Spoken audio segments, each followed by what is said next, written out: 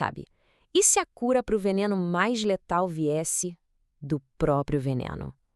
Parece contraintuitivo, né? Mas é sobre isso que a gente vai conversar. Vamos mergulhar numa ideia muito poderosa, a de que a morte foi, na verdade, derrotada por dentro. E entender isso pode mudar o jeito como a gente enxerga a vida e o fim. Pra gente começar, vamos imaginar uma cena bem comum que todo mundo conhece. Pensa num dia tranquilo, sabe? Uma caminhada no campo, tudo em paz. Aquele cenário de segurança total, onde parece que nada de ruim pode acontecer. Pois é, mas é justamente aí, nessa calmaria toda, que o perigo muitas vezes se esconde. Vamos explorar agora a grande metáfora dessa nossa reflexão, a imagem de um veneno silencioso. Olha como a coisa acontece. É gradual, é silencioso. Primeiro, um movimento que a gente quase não percebe na grama, depois o bote, super rápido, quase invisível, e aí o veneno começa a agir.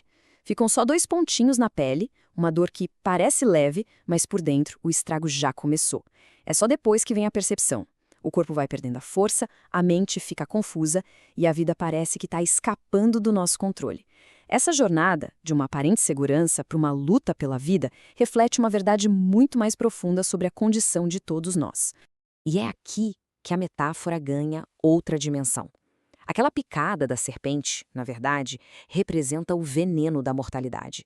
O apóstolo Paulo escreveu sobre isso. É uma condição que, de certa forma, afeta toda a humanidade. É algo que a gente herda, que age em silêncio, mas que está sempre lá. Só que o problema não é só a morte física, sabe? A questão é bem mais funda.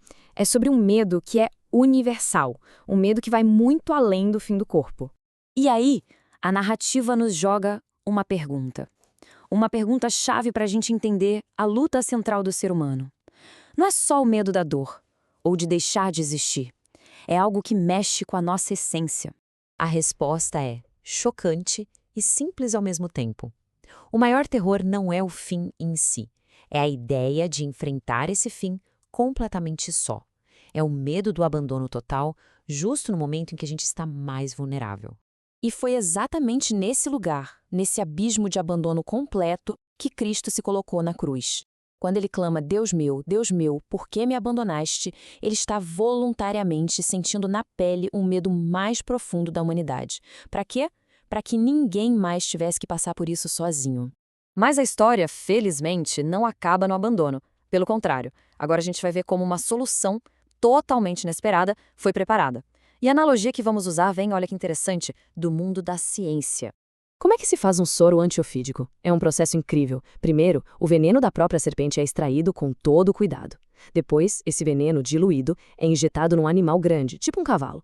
O corpo do cavalo, então, luta contra aquele veneno e produz anticorpos. E é no sangue desse animal que está a cura que salva vidas. Pensa nesse paradoxo. A fonte da morte se torna a fonte da vida. A arma do inimigo é usada para criar salvação. Essa lógica, ela prepara o terreno para a gente entender o que aconteceu na cruz. É exatamente aqui que as duas histórias, a do antídoto e a da cruz, se encontram. E juntas, elas explicam uma vitória definitiva e profunda. Vamos comparar. Quando a morte, o nosso veneno, atinge uma pessoa, ela encontra pecado, encontra corrupção. Ela tem, digamos, um direito legítimo de reter. Mas, quando a morte atingiu Cristo, ela encontrou alguém totalmente diferente, alguém sem pecado, sem culpa. E aí, em vez de dominar, a força da morte simplesmente se esgotou. Ela não tinha onde se segurar, entende? E tem um versículo no livro de Atos que resume isso perfeitamente. Deus o ressuscitou, livrando-o da agonia da morte, porque não era possível que fosse retido por ela. Presta atenção nessa parte final. Não era possível. Era uma impossibilidade. A palavra original no grego para reter é kratel. E ela significa mais do que só segurar. Ela significa dominar, manter sob controle. Ou seja, a morte não tinha poder, não tinha autoridade para dominar Cristo. A força dela encontrou um limite que não podia ser ultrapassado. E olha que imagem fantástica para descrever isso. A morte tentou ser um túmulo, um lugar de fim, mas, na verdade, ela se tornou um ventre, um lugar de renascimento. Cristo rompeu e saiu de lá, ferindo a morte por dentro, usando a própria força dela contra ela mesma. Ok, mas e daí? Qual é a consequência mais pessoal e, eu diria, mais consoladora de tudo isso? É sobre nunca mais estar sozinho. E aqui vem a grande promessa.